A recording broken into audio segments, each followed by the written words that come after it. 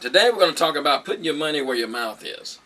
There's so many of these little athletes out here making millions of dollars a year, and any of them putting their money where their mouth is.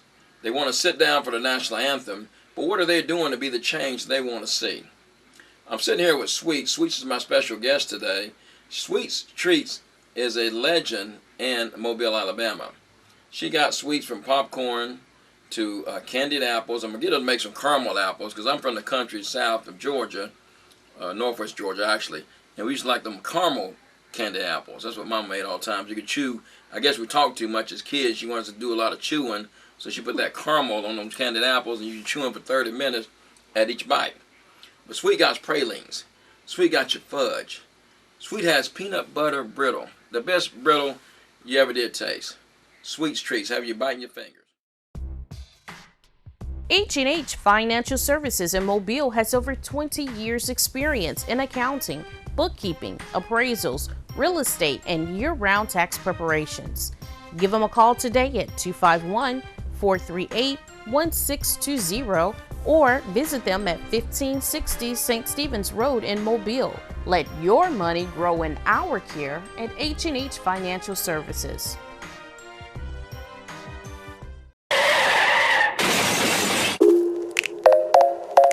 Accident, hurt, you don't know what to do or who to call? Car insurance or not, we got you. No money, no problem. We got you. We get paid by the car insurance. Don't delay, they got you. Call me, Dr. James Gordon, DC at 476-PAIN. We got you. That's 476-PAIN. The choice is yours.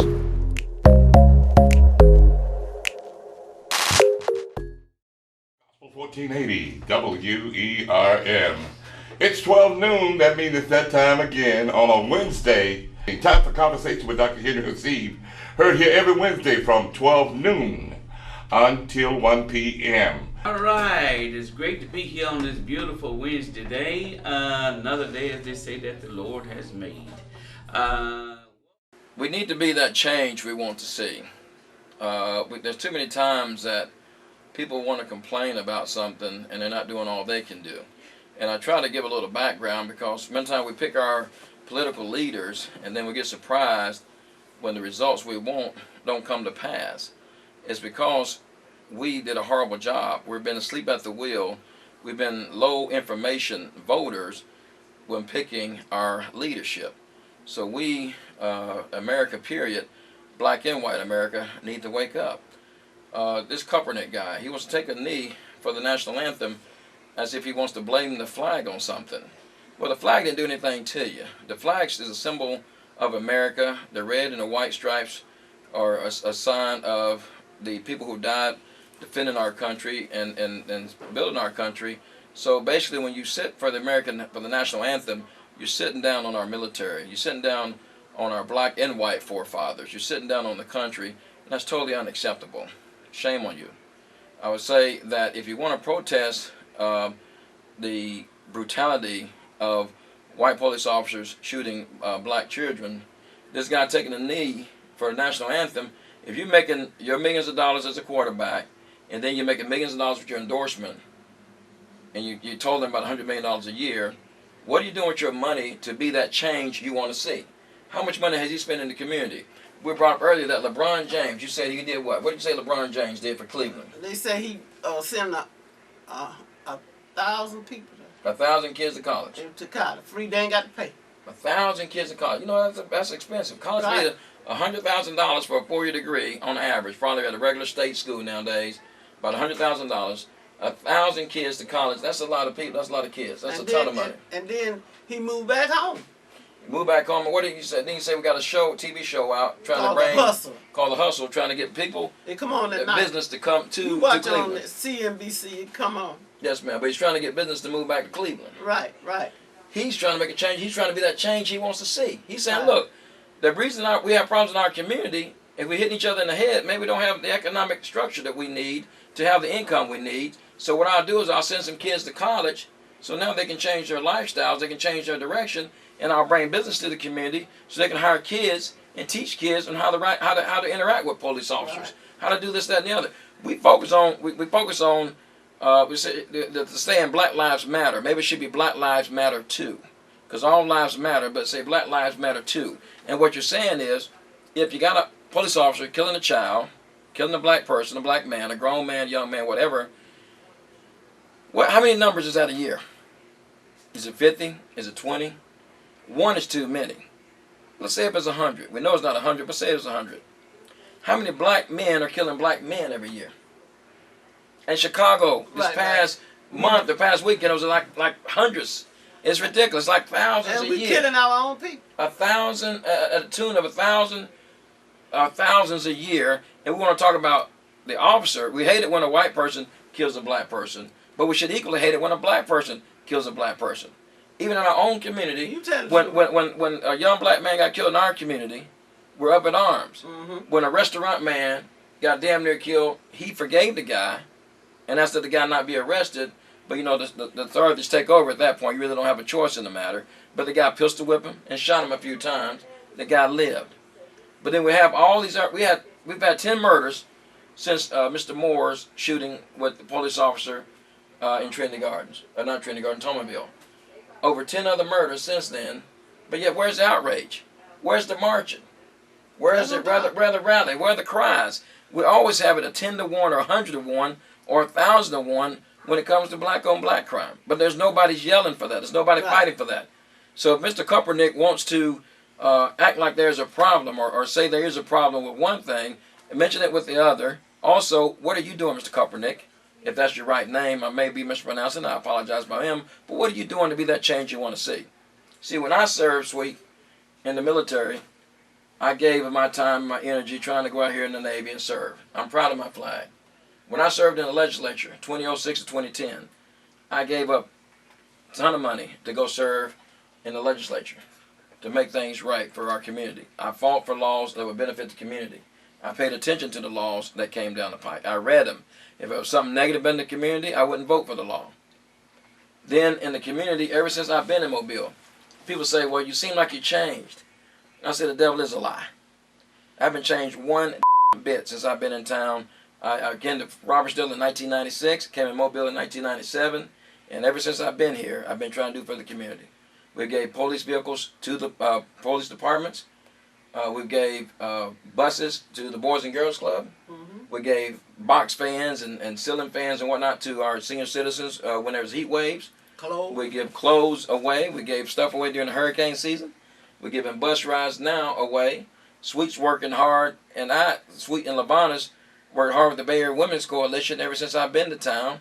Been given, they get houses remodeled for citizens in the Trinity Garden community. Right. Been helping feed the community. We got community gardens that are still going now. So people give.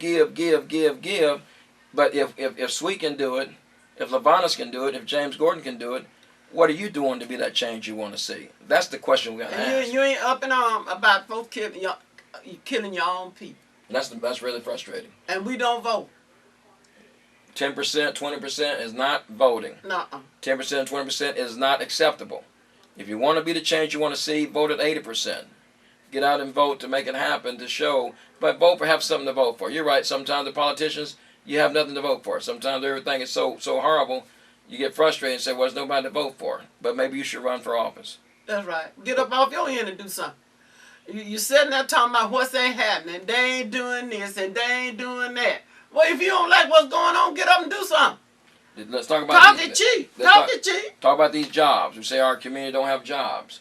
You're right. We got a lot of problems in our community when it comes to jobs. But one problem is we got to put down the marijuana. Right. Tell it like you want it a job, put down the pot. Second thing you got to do is you got to get rid of this No Child Left Behind. That was a war on the middle income. That was a war on middle class. And is killing more black folks than anything on this No Child Left Behind. These schools are passing these kids. They're getting out of school. They can't read. They can't write.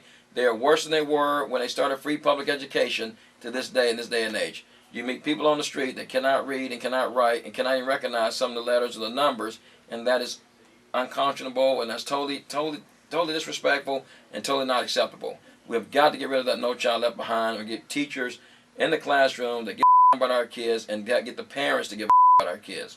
There's one solution I came up with, Sweet, about taking care of these kids having a problem. You go ahead and tell me what you said. I didn't mean to interrupt you. Well, then we got to be trained. Your children dropping out of school in the 5th grade, 6th grade, and then they won't go to school. Then you have about your child, and you go to these schools and you're cutting up, and knowing your child done cut up at the house. You know how that child treat you? I was at school the other day, and the boy talking to the principal bad, and then talking to his mama on the phone bad. Until he said, well, I'm going to call the police. You here acting up. Ain't but 14 years old because he want to get out of school. They go there and act up because they don't want to go to school. And when I came along, you had to go to school, and you went. You didn't have to have, I don't care what you didn't have. If you didn't have shoes, you still had to go. You were getting up out of there. But now, we go along with the wrong stuff instead of standing up for the right thing. We go to these schools and the children always whooping the teacher. And you know it. But then we'll go along with what's not right. Until we stand up and start doing the right thing and people telling the truth and stop going along with the go along, it ain't working.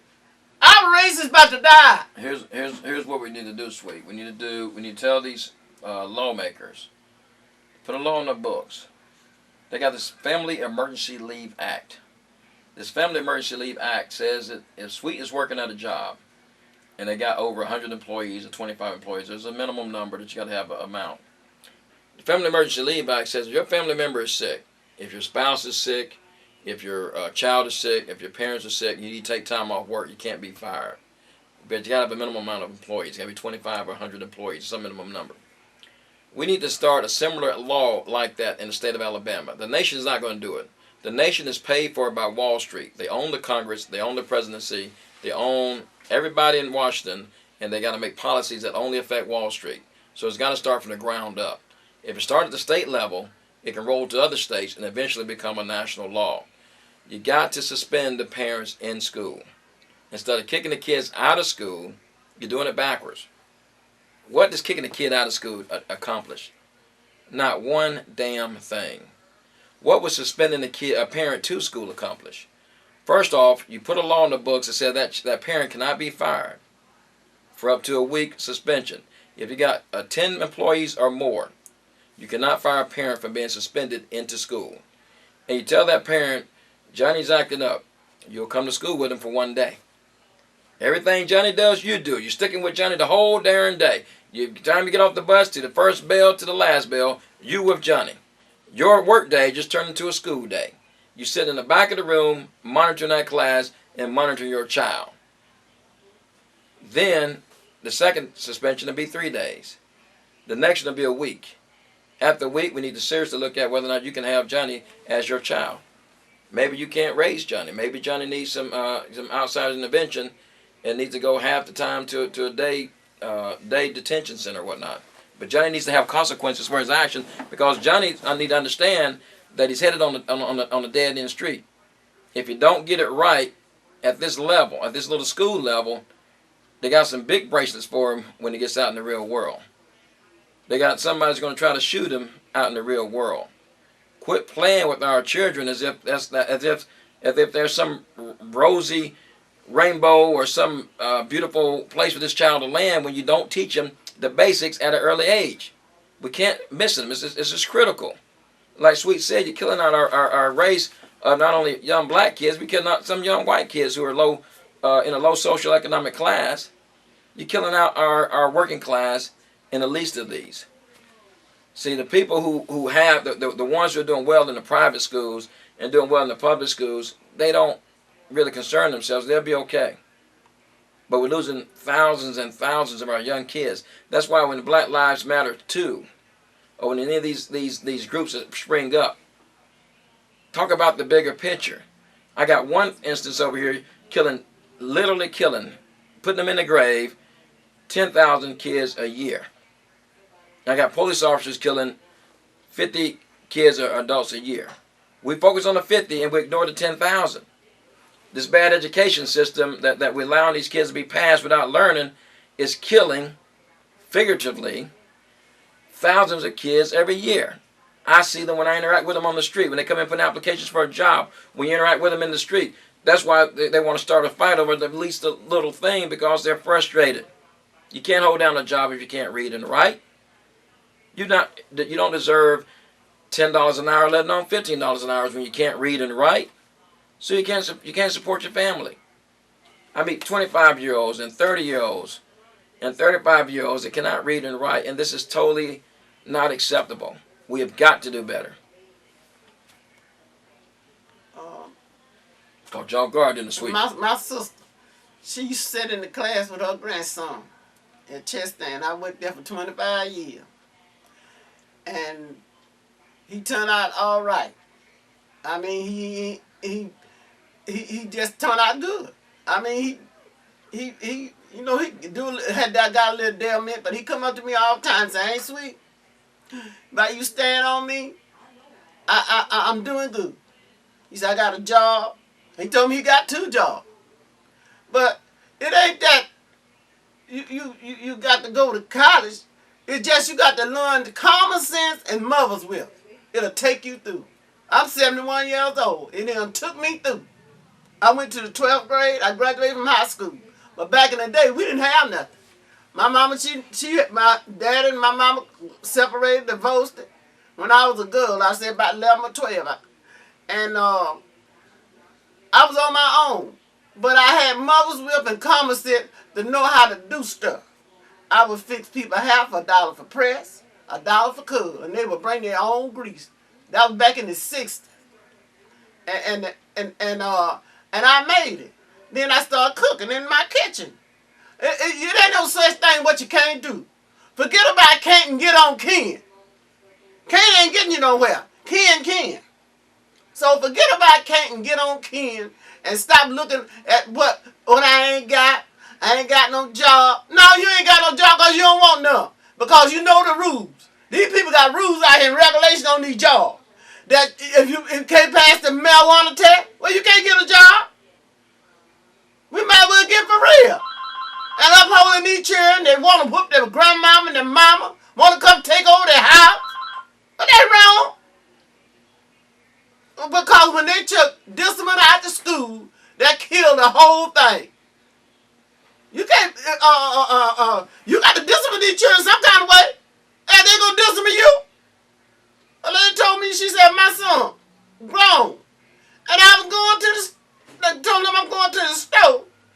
And he was asking me for money. And I told him I ain't got no money. When you going to the store, well, that lady done worked all her life to get a check. So, if I'm lying to tell the truth, Doc, the people done worked all their life to get their check. You're right. Well, like I said, we need to have a situation where we correct these problems at an early age. We can't keep allowing these problems to fester. If a child's been disrespectful at 3, 4, 5, they're going to continue to be disrespectful. But that we got to control our own neighborhood. Well, that's right. We're going to have to spank the bottoms, spare the rod, spoil the child. We say we're Christians. I don't know what the other books, the other religious texts say about sparing the rod, spoiling the child. But I know what the Christian text say. They say we can't spare the rod. Because if we spare the rod, we're going to spoil the child. So spank the child. Be willing to go to jail for your child.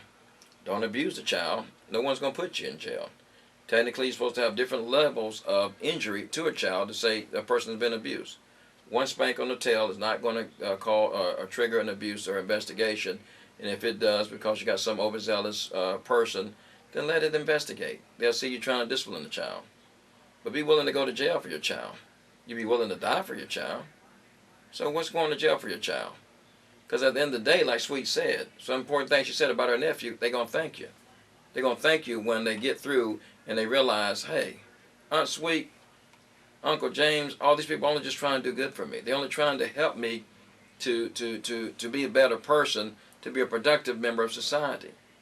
This is our job to do this. We have failed our youth. When you are 30, 40, 50, 60, 70, 80 years old, and you sit here and watch your child disrespect themselves and disrespect their family, you're part of the problem. We cannot continue to sit idly by and watch this level of abuse to continue to fester. Because once they get 21 or 31, it's too late. That's when authorities step in. That's when we got all the young men going off to jail or prison for something totally silly. And if you look at why they did it, you're going to find it's the education level. They didn't have it in them to earn a decent living, so they had to go rob and steal. Now they got trouble. They had to go out and sell some drugs because they didn't understand. And why are these drug dealers getting messed up? Well, what about a drug dealer that can't read or write, that don't know his numbers? So he gets lied to on the street. Now he got another trouble. The bigger drug dealer done messed him up because of some foolishness he done did, because he just can't read and write. But he's trying to make a living. I'm not justifying drug dealing. I don't believe in. I don't like any illegal drug. I never taken any illegal drugs. But at the end of the day, why do people sell illegal drugs? It's to make a living, not to be afoul of the law. But why do they got to sell drugs? Because someone dropped the ball and they get them the education that they needed to be successful in this country. Sweet says she's an entrepreneur. They say, well, the reason we got so many problems is because we got broken families. Hell, they ain't nothing new to the black community or the white community. We've had broken families since the 60s and the 50s. So don't act like broken families is something that's new. There's people who have been in broken families that have been totally successful. You can't point to one model of the family in America and say, if your family's like this, they'll be successful. Because there's no such thing. It's a damn lie. You can have one parent, you can have a grandparent, you can have no parents. You got orphanages that have been super successful. You got people in two parents' households that have been super successful. You got people that have been in one household parent been super successful. And you had them also being super failures in the same scenario. It's about choice, but it's about getting involved in a child's life at an early age when it matters, when they're moldable. Because you can't mold them when they're grown. It's too late. Now all you got to do is put them in the punishment system. And we go visit the prison systems in the state of Alabama. There's too many people in the prison systems that's got these problems. There's too many of them. There's too many of them that got problems that could have been corrected at an early age. Just talk to them. And that's our problem. What do you think about that, Sweet? I think you're talking right. I have grown children. I had to stay on them. They get kind of frustrated, but you still got to stay on them. I don't care about them getting frustrated. When you taking care of your own self, you can talk. And if you ain't taking care of your own self, you're supposed to be able to talk, but if you got your own income, I know one thing when people don't talk. They're scared of the job. They're scared they're going to get fired. So I can't say nothing. That's just where it is, Doc. Yeah, unfortunately. And see, when I know back there when I came along, it was hard talking. But I didn't let that stop me. By the grace of God. God stuck with me. He stuck with me. He stuck with LaVonna. We stuck together. We've been organized nearly about 20 years. In 1997, we was tired of being tired in Trinity Garden. And so we got up. We both were raised in Trinity Garden. She was born there, and my mom said she bought me there when I was 2 years old. There wasn't nothing but sticks out there. We had nothing but wilderness and rag swamp. That's what they call it. It wasn't nothing but swamp land. People came from the countries and from the Temptime fields. That's where they came to buy a piece of land. My mama said the first piece of land she bought was for $25. Then after that, it went up to $50. So, some people were buying 5 and 6. I know the Star Wars, they bought plenty. The Dodgers bought plenty. But we don't have all the children gone.